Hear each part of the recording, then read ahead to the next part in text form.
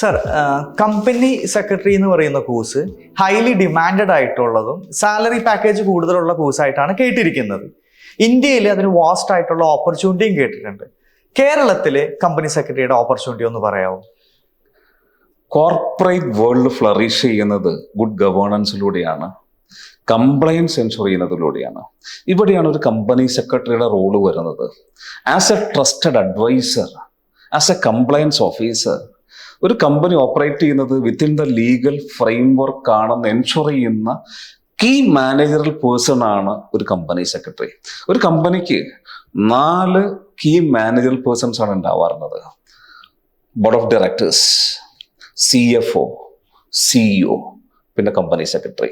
അപ്പോൾ ടോപ്പ് മാനേജ്മെന്റിൽ വരുന്ന ഒരു കീ മാനേജറൽ പേഴ്സൺ തന്നെയാണ് ആര്? ഒരു കമ്പനി സെക്രട്ടറി. ഒരു കമ്പനി സെക്രട്ടറി മാൻഡേറ്ററി ആയിട്ട് ഉണ്ടാവേണ്ട കാര്യങ്ങൾ ഞാൻ ആദ്യം പറയാം.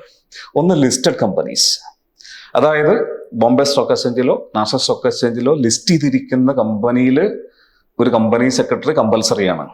കേരളത്തിൽ 25+ കമ്പനീസ് ലിസ്റ്റഡ് ആണ്. കുറച്ച് ലിസ്റ്റ് ഞാൻ പറയാം. നമ്മുടെ Federal Bank, South Indian Bank, Dhanalakshmi Bank, recent ആയിട്ട് ഇസാഫ്, പിന്നെ മണപ്പുറം ഫിനാൻസ്, ജിയോജിത്ത്, മുത്തൂറ്റ്. ഇതുകൂടാതെ നമ്മുടെ കൊച്ചൗസ് സാറിൻ്റെ വീഗാർഡും വണ്ടർലയും, സാബു ജേക്കബിൻ്റെ കിറ്റക്സ്, പിന്നെ ഇരിങ്ങാലക്കൂടുള്ള KSE ലിമിറ്റഡ്, പിന്നെ ഇനി വന്ന സ്കൂബിയുടെ, ആസ്റ്റർ DM, പിന്നെ കേരള ആയുർവേദ. ഇതൊക്കെ കൂടാണ്ട് ഗവൺമെന്റ് സെക്ടറിലേക്ക് വരുമ്പോഴത്തേക്കും കൊച്ചിൻ ഷിപ്പ് യാർഡ്, പിന്നെ നമ്മുടെ FACT. ഇതൊക്കെ കേരളത്തിൽ നിന്നുള്ള ലിസ്റ്റഡ് ആയിട്ടുള്ള കുറേ കമ്പനികളാണ്. ഇവിടെയൊക്കെ കമ്പൽസറി ആയിട്ട് ആരുണ്ടാവണം? ഒരു കമ്പനി സെക്രട്ടറി ഉണ്ടാവണം. രണ്ടാമത്തെ mandatory requirement central government rule അനുസരിച്ച് 10 crores ഓർ മോർ ക്യാപിറ്റൽ ഉള്ള കമ്പനികളിലൊക്കെ ആരുണ്ടാവണം? ഒരു കമ്പനി സെക്രട്ടറി ഉണ്ടാവണം. എൻ്റെ അറിവനുസരിച്ച് കേരളത്തിൽ 100 കൂടുതൽ കമ്പനികൾ ഈ ക്രൈറ്റീരിയ ആപ്ലിക്കബിൾ ആണ്. പിന്നെ കേരളത്തിൽ 40,000-ലധികം കമ്പനികൾ രജിസ്റ്റർ ചെയ്തിട്ടുണ്ട്.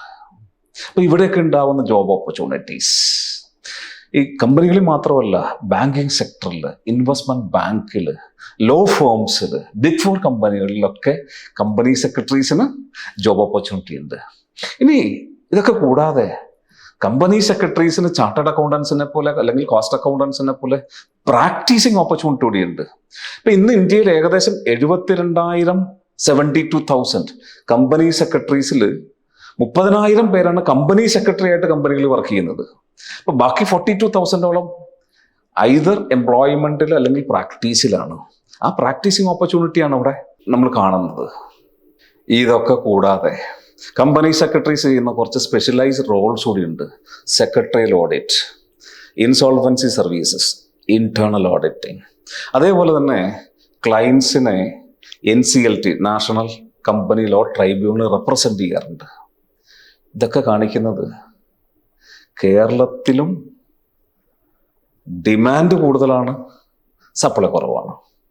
ദാറ്റ് മീൻസ് കൂടുതൽ സ്റ്റുഡൻസ് CS വന്ന് ഈ റിക്വയർമെന്റ് മീറ്റ് ചെയ്യണം, പാസ്സായി കമ്പനി സെക്രട്ടറിയായി മാറണം.